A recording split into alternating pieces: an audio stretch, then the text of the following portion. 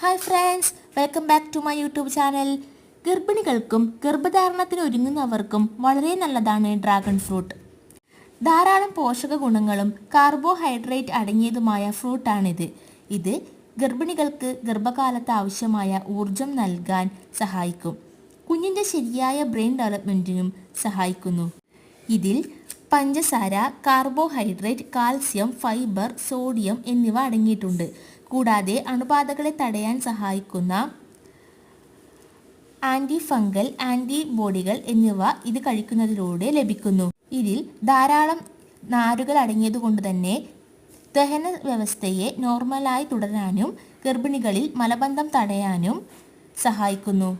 Dragon ഫ്രൂട്ടിൽ iron അടങ്ങിയതുകൊണ്ട് തന്നെ ഹീമോഗ്ലോബിൻ്റെ വർധനയ്ക്ക് സഹായിക്കുന്നു. ഇതിൽ അടങ്ങിയിരിക്കുന്ന folic acid, vitamin B complex എന്നിവ കുഞ്ഞിൻ്റെ നാഡീവ്യൂഹത്തിൻ്റെ ശരിയായ വളർച്ചയ്ക്കും കുഞ്ഞിൻ്റെ ന്യൂറൽ ട്യൂബിൻ്റെ ശരിയായ വളർച്ചയ്ക്കും സഹായിക്കുന്നു. അങ്ങനെ കുഞ്ഞിന് ജനിതക വൈകല്യം തടയാൻ സഹായിക്കുന്നു. ഗർഭിണികൾ ഇതൊരു ദിവസം ഒന്ന് മാത്രമേ കഴിക്കാൻ പാടുള്ളൂ. ഇതിൽ ഒരുപാട് ഗുണങ്ങളുള്ളതുപോലെ തന്നെ പാർശ്വഫലങ്ങളും ഉണ്ട്.